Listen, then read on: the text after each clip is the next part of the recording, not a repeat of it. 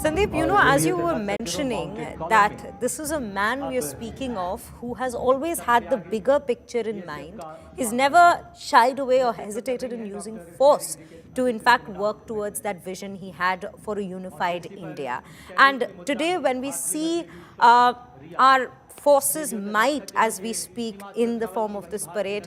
We're looking at contingents from 9 states, police contingents from 9 states, one union territory. There are also certain special segments that will be featured in the parade as we are in fact witnessing them.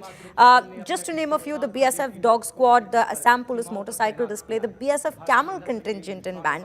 So there's a lot of different diverse kinds of parades that we will be seeing in the Kevadia today. Just wanted to understand the significance of this very display. We can see, in fact, the horseback contingent right now walking the parade, the dog contingent, which is also being featured in this very parade. If you could just take us through that significance of this display.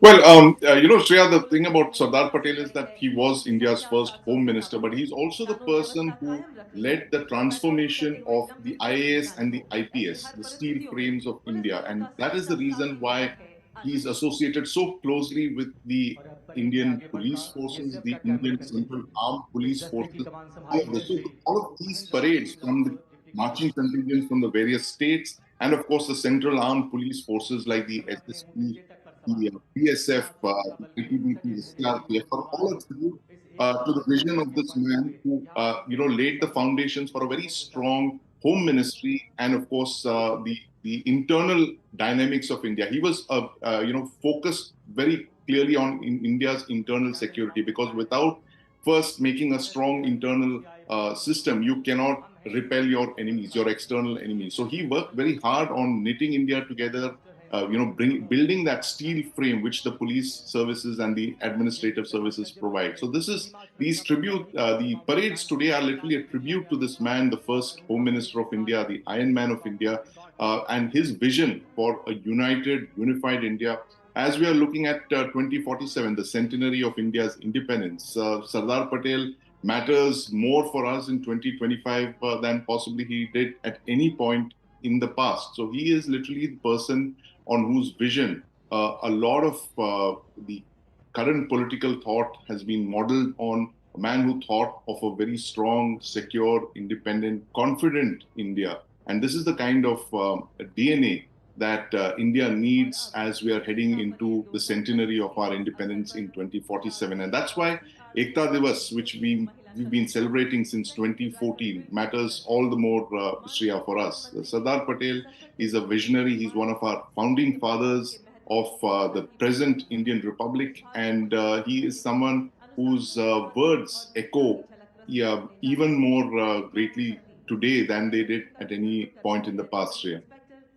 Absolutely, Sandeep. In fact, as you were mentioning, his words echo louder today, and we are at a stage where India has been crossing milestones each passing day, be it with regards to our own self independence, the entire Swadeshi movement, or that we are going back to at this given point, or the Atma Nirbharta that our Prime Minister envisions for this nation.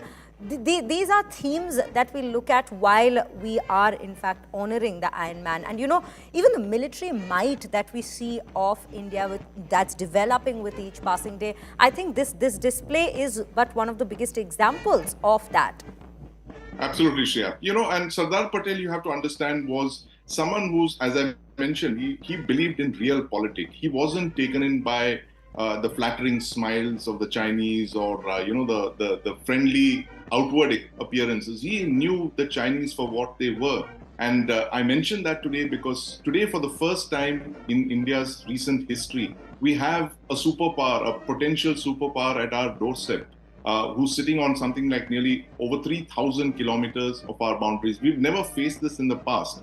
And this is something that Sardar Patel had warned way back in the 1950s in that long letter to Pandit Jawaharlal Nehru, where he warned of the fact that if Tibet fell, the Chinese would be at our doorstep.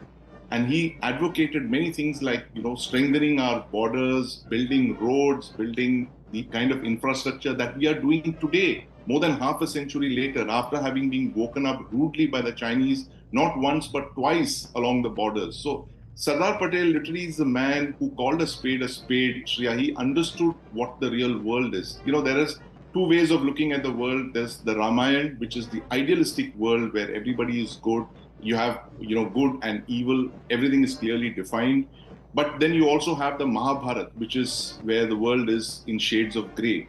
And Sardar Patel took his inspiration, I would believe, from the Mahabharata, where the world was gray. It's not the ideal world that we wanted it to be. The world is as it was in the Mahabharata. And this is the world that Sardar Patel actually worked in, functioned in. And he understood the use of power, and he used that very effectively to weld India together, the 560 princely states. There have been very few cases in the 20th century of anyone having done that.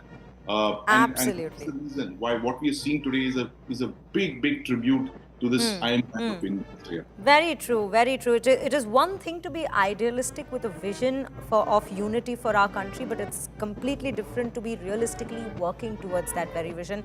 And that is what Sardar Vallabhbhai Patel stands for. Sandeep, stay with us. We'll take a short break here, but viewers, as we speak, we are going to leave you with these shots as we slip into that break. And stay with us, as on the other side, on The Burning Question, we continue to, in fact, cover this very parade and the celebrations of the Ekta Divas today nationwide.